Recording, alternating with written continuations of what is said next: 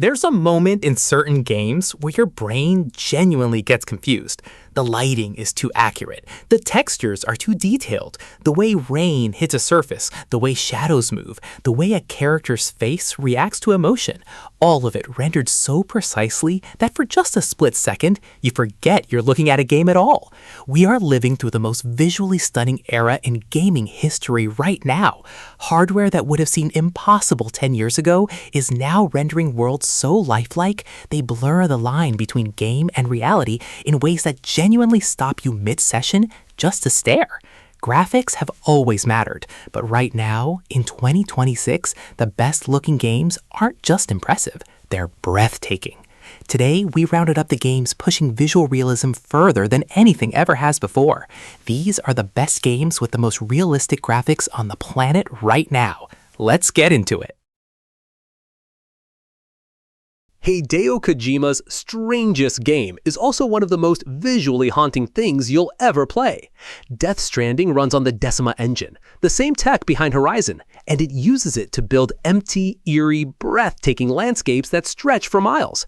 Every rock, every waterfall, every gust of wind feels deliberate. The facial capture on Norman Reedus and the rest of the cast is disturbingly lifelike, down to the pores and subtle expressions. With Death Stranding 2 on the beach expanding the story further, the visual bar got pushed even higher. Richer environments, better weather systems, more detail in every strand of grass. This is a game about connection and isolation, and the graphics carry that loneliness in every single frame. China's mythology finally got the video game treatment it deserved, and it hit like a truck. Black Myth Wukong, built by Game Science on Unreal Engine 5, brought Journey to the West to life with boss fights that look like moving oil paintings. Every creature design pulls from centuries-old folklore, but rendered with muscle detail, fur physics, and particle effects that make each fight feel like a cinematic event. Temples covered in moss, mountains wrapped in mist, celestial battles lit up with god-tier visual effects.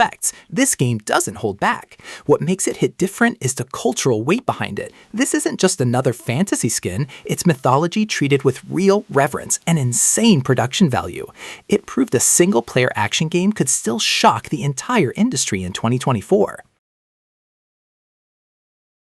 This game was built inside a war zone, and somehow it still turned out to be one of the most atmospheric open worlds ever made.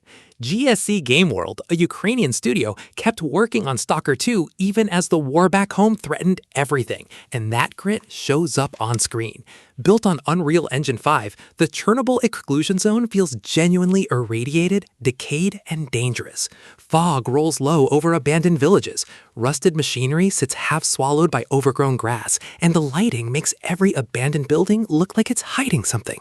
The A-Life system means the world keeps living even when you're not looking. Mutants roam, factions clash, nature creeps back in. It's not just realistic graphics, it's a world that feels genuinely haunted by its own history. Remedy didn't make a horror game, they made a nightmare you can walk through. Alan Wake 2 runs on the Northlight engine, and the lighting in this game is doing something most horror titles are scared to even attempt, using darkness itself as the antagonist. Shadows swallow entire rooms, flashlights carve out tiny pockets of safety, and every flicker feels like something is about to grab you. Then there's the live action sequences blended directly into gameplay, real actors woven into a game world so seamlessly it messes with your head on purpose. Rain-soaked forests in the Pacific Northwest, grimy New York apartments, all rendered with a texture and grain that feels almost cinematic. This is a game that uses graphics as a horror tool, not just eye candy. Warhorse Studios had one mission with this game: drop you into 15th century Bohemia and make you forget it's not real. Kingdom Come Deliverance 2 runs on an upgraded CryEngine using voxel cone tracing, a lighting trick that gives it ray tracing level detail without destroying your frame rate. Sunlight filters through forest canopies and patches, torches actually light up stone walls the way fire should, and mud sticks to your boots after a fight in the rain. The faces on villagers aren't stiff mannequins either. There's real emotion in every conversation. Two massive regions, Bohemian Paradise and Kuttenberg, both built with obsessive historical accuracy. This isn't just a pretty medieval sim, it's one of the most technically impressive worlds ever built on this scale. Imagine a game that recreated the entire planet, and I mean the entire planet, down to individual buildings and terrain using real satellite data and AI reconstruction. That's not a gimmick, that's literally what Microsoft Flight Simulator 2024 does. Asobo Studio took the world-building tech from the 2020 version and pushed it further with dynamic weather, life seasons, and a career mode that puts you in the cockpit for firefighting, search and rescue, even cargo runs. Fly over your own city and there's a real chance you'll recognize your street. Clouds form and break apart realistically. Sunlight scatters through the atmosphere the way it does outside your window. It's less of a game and more of a digital mirror of Earth, and that's exactly why it belongs on this list. A game from 2018 still making 2026 releases look lazy. That's Red Dead Redemption 2 for you. Rockstar's Rage engine does something most studios still can't touch. It makes nature feel like a living, breathing thing. Snow actually piles up on Arthur's coat. Horses get muddy, sweaty, and dirty the longer you ride. Fur ripples in the wind on individual animals in the distance. The lighting shifts throughout the day in a way that changes how every valley and swamp actually feels to ride through. There's no HUD-first design here. The world does the talking. Years later, people are still discovering small details. A deer's breath fogging up in the cold, rust building on your gun if you don't clean it. This is what obsession over realism looks like. This game launched broken in 2020, got dragged by everyone, and somehow clawed its way back to become one of the best-looking games ever made. CD Projekt Red didn't just patch Cyberpunk 2077, they rebuilt it. Night City is soaked in neon that actually bounces off wet pavement, glass, and chrome like real light should. With the overdrive path tracing mode turned on, every reflection, every shadow, every flicker of a hologram mat is calculated the way light behaves in reality, not just faked. Add the Phantom Liberty expansion, and you get a city that feels alive block by block. Rain hits your jacket, crowds react to gunfire, cars have actual weight. Cyberpunk 2077 didn't just recover, it became the benchmark every other open-world city now gets compared to. Machine Games took the king of pulp adventure and built an entire custom engine just to do him justice. Indiana Jones and the Great Circle runs on the Motor engine, using hardware ray-traced global illumination to light ancient temples, dusty museum halls, and jungle ruins, the way real light actually behaves. Sunbeams cut through cracks in stone ceilings, dust particles float visibly in torchlight, and every location from the Vatican to the pyramids of Egypt feels like it was scanned straight out of a history book. First-person exploration makes every whip crack, punch, and puzzle feel grounded and physical.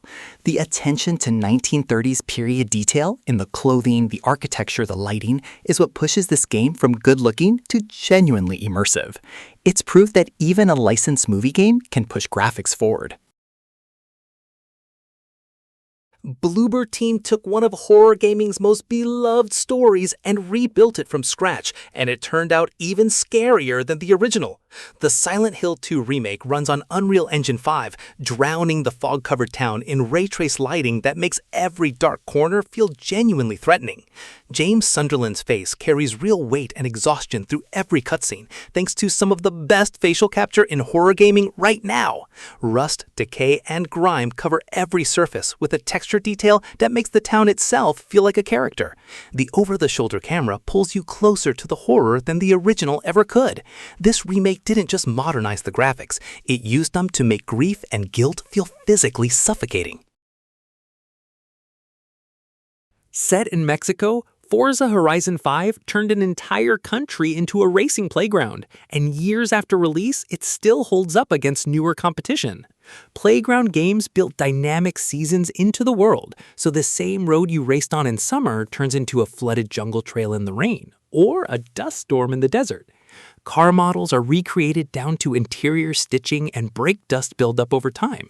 Sunlight glints off wet asphalt after a storm, volcanic ash drifts through the air near Gran Caldera, and every biome, from jungle to desert to snowy mountains, has its own completely different lighting mood. This game keeps getting content updates that push the visuals further, proving realistic graphics don't need a sequel every year to stay relevant. Insomniac Games had one job: make swinging through New York feel better than the movies, and they nailed it completely. Marvel's Spider-Man 2 is a PS5 exclusive that uses ray tracing, not just in photo mode, but during actual gameplay. Reflections bouncing off skyscraper glass as you swing past at full speed. The city is denser, more alive, and more detailed than ever. Crowds react, traffic reroutes, weather changes the mood of entire boroughs. Facial animation on Peter, Miles, and every major character hits an almost uncanny level of realism during story moments. Symbiote sequences use lighting and particle effects to build genuine dread. This is what happens when a studio treats graphics as a storytelling tool instead of just a flex. Sucker Punch built one of the only open worlds where the wind itself is a gameplay mechanic, and it still looks stunning years later. Ghost of Tsushima uses color and lighting the way old samurai films did. Golden fields of pampas grass swaying in real time, cherry blossoms drifting across the screen, fog rolling over mountain shrines at dawn. The director's cut and PC port push the visuals even further with sharper textures and better performance. Combat looks like poetry in motion, blood mist catching sunlight, cloth physics reacting to every swing of the blade. Jin Sakai's world doesn't rely on a map marker to guide you. The environment itself points the way, and that alone makes this one of the most artistically realistic games ever made. Naughty Dog already made one of the most emotional games ever, then remastered it for PS5, and somehow made the heartbreak look even more real. The Last of Us Part 2 Remastered pushes facial animation to a level where you can read hesitation, grief, and rage on a character's face without a single line of dialogue. Every environment, overgrown Seattle streets, snowy mountains, flooded basements, has a level of environmental storytelling baked right into the texture work.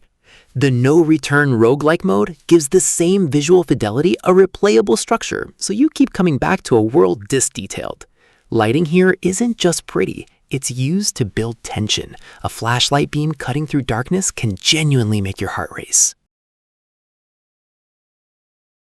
Guerrilla Games took robot dinosaurs and post-apocalyptic nature and somehow made it one of the most gorgeous games on the planet. Horizon Forbidden West runs on the Decima engine, and the contrast it creates is what sells it. Rusted machine parts fused with thriving jungles, coral reefs, and desert canyons. Aloy's animations are fluid enough that climbing, swimming, and fighting all flow into each other without a single awkward moment. Underwater sequences alone look like a nature documentary. Light rays cutting through water, fish scattering as you swim past.